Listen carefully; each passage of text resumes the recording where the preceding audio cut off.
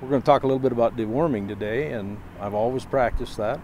I see increases in weaning weights, but what other advantages are there to deworming? Well, if your cattle see grass, we know they're parasitized. Almost universally that's true. Cattle get parasitized off grass. Like you say, we see improvements in weaning weight. We also see improvements in conception rates. But cattle that aren't dewormed have depressed immune systems as well.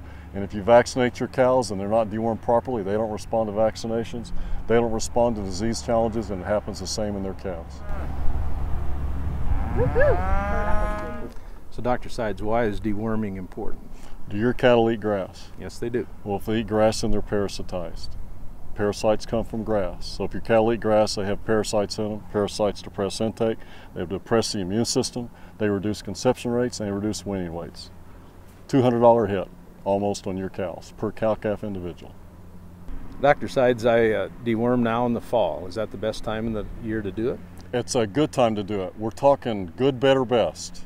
And if I look at the greatest response from strategic deworming, whenever you can, in an ideal world, if I can do it both times in spring and fall, I more than double my response to just doing it in the fall or just doing it in the spring. And the reason that the springtime deworming is so important is that's a peak parasite load on pasture. That's my peak lactation curve of my cow. That's her highest nutritional requirement during the peak parasite season.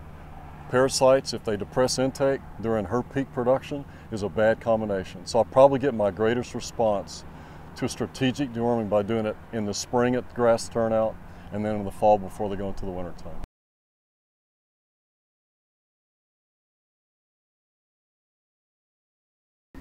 I currently pour on in the fall. Is that the best method?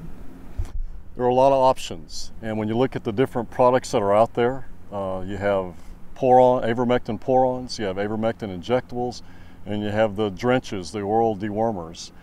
All those products have their specific strengths and all have their specific weaknesses. The pour-ons generally do a better job on external parasites than the injectable ivermectins.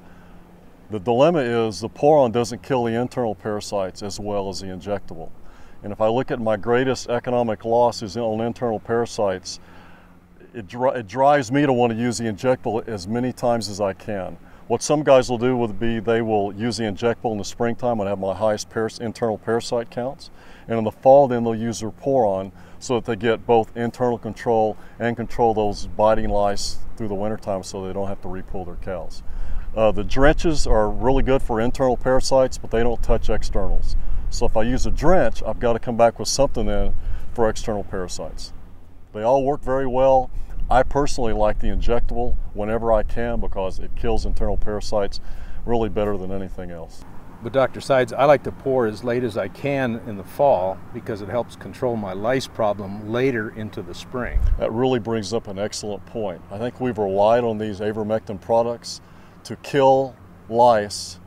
I treat them in August and I think it's going to kill lice in February and March. They're not that good. And the principle is the closer I treat for lice to lice season, the better my response. So if you're going to treat later in the fall and early winter, late fall, then it really brings up the importance of a spring deworming. Because if I get the springtime deworming and I get my pastures cleaned up, I can afford to delay a little bit in the wintertime to get my best lice control.